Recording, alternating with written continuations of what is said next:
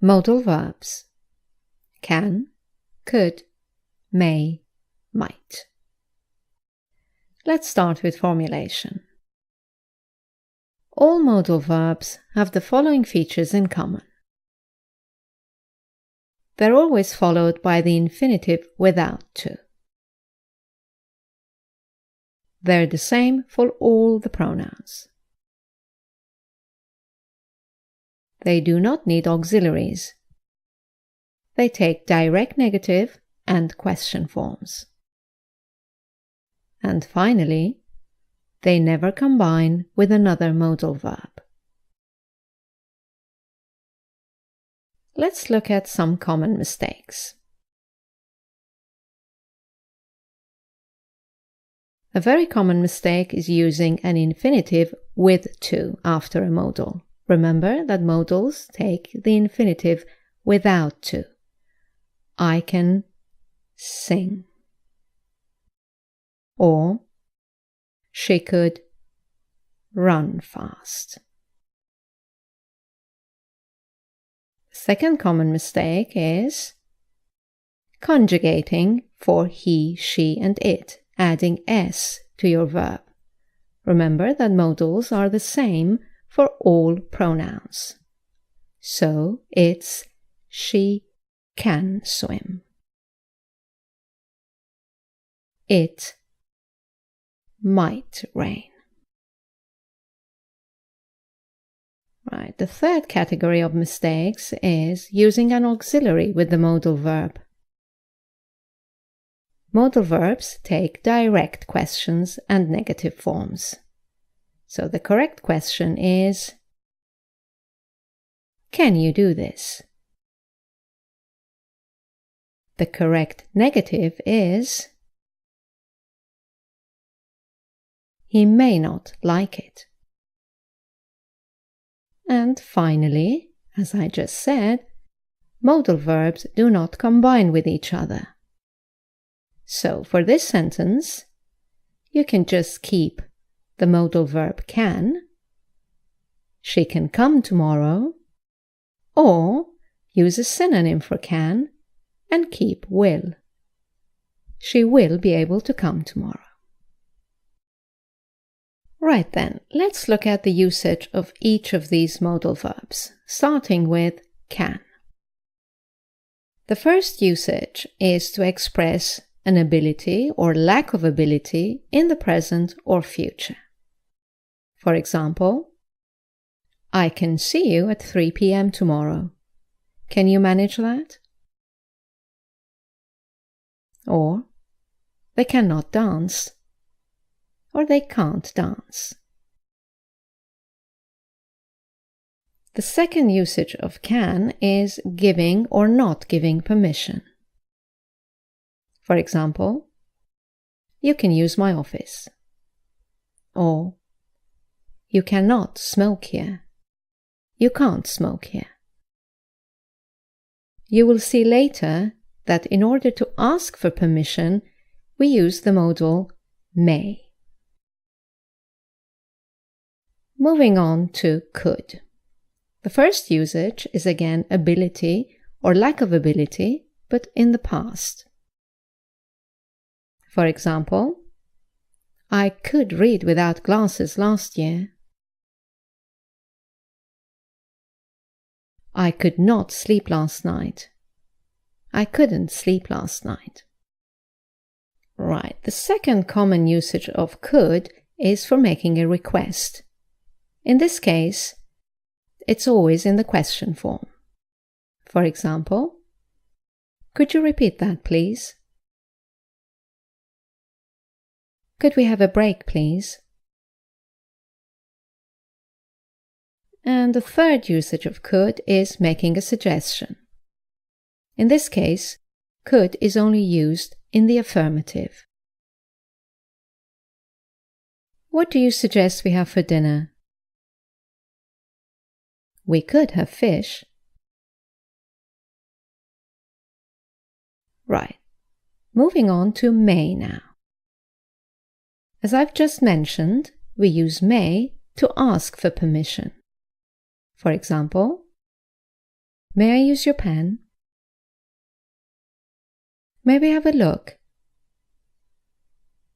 And to remind you, to give permission or not to give permission, we use can, as we just saw. The second usage of may is to indicate a strong possibility in the present or future. For example, it may happen again. She may not accept the offer.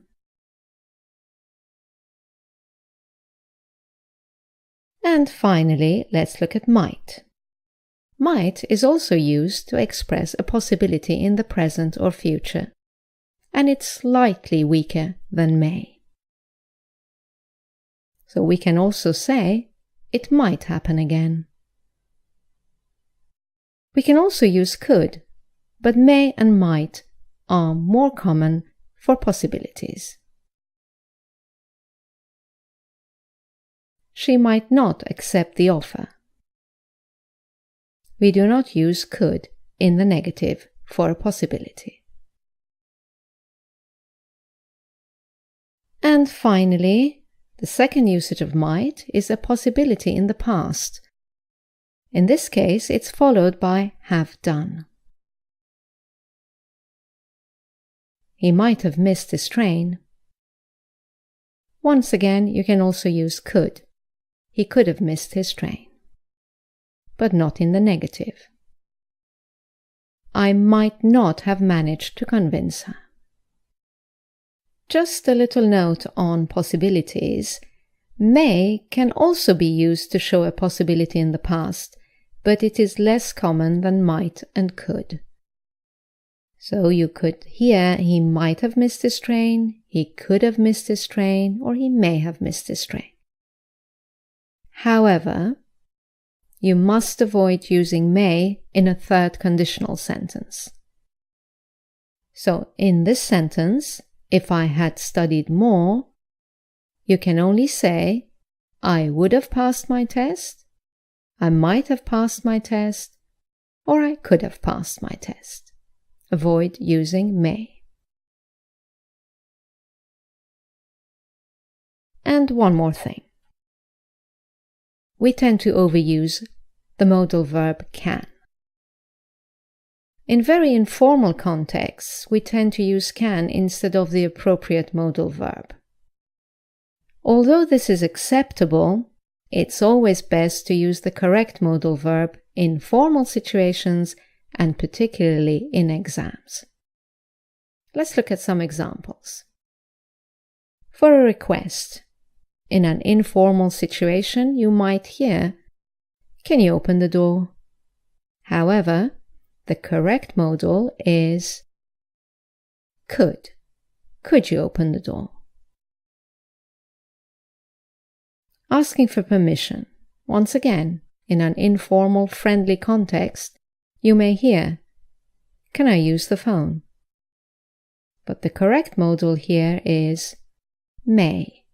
May I use the phone? To make a suggestion, you might hear, we can meet next week. But as you have seen, the correct modal here is could. We could meet next week. And finally, for a possibility in the present or the future, it can happen again. But as we've just seen, the better modals are it may happen again, strong possibility, or it might or could happen again. Okay, it's time for our gap-filling exercise. In this exercise, I'd like you to choose among the 4 modals we've just looked at: can, could, may, or might. Let's begin. You speak German. Can you speak German? Yes, I can. I speak it fluently when we lived in Germany. I could speak it fluently when we lived in Germany. Why do you ask?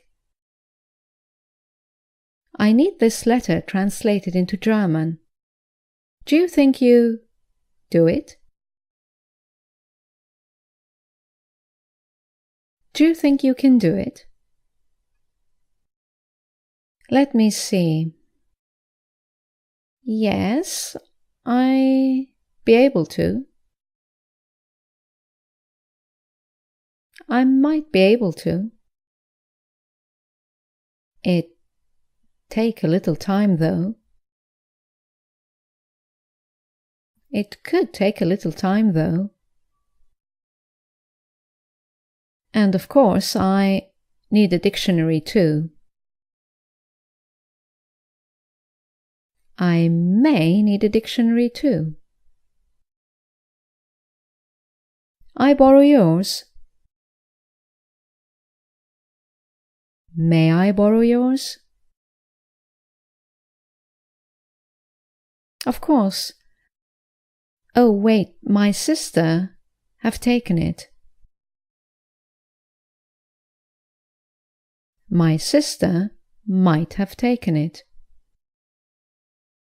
Let me go and have a look.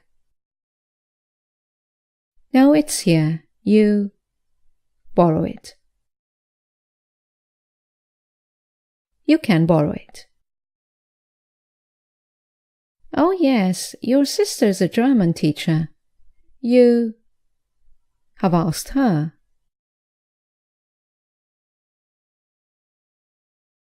You could have asked her.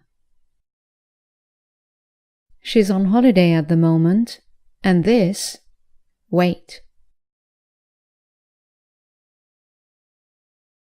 This can't wait. I need it for tomorrow. I not be able to do it for tomorrow.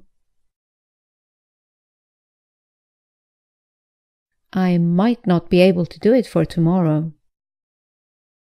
But I do it for Wednesday. But I can do it for Wednesday.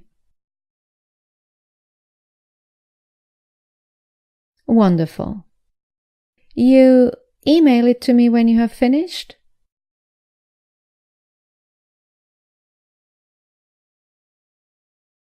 Could you email it to me when you have finished?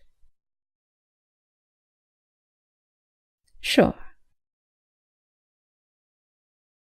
Right, that's the end of the gap-filling exercise and our lesson on these modals. As you know, you can now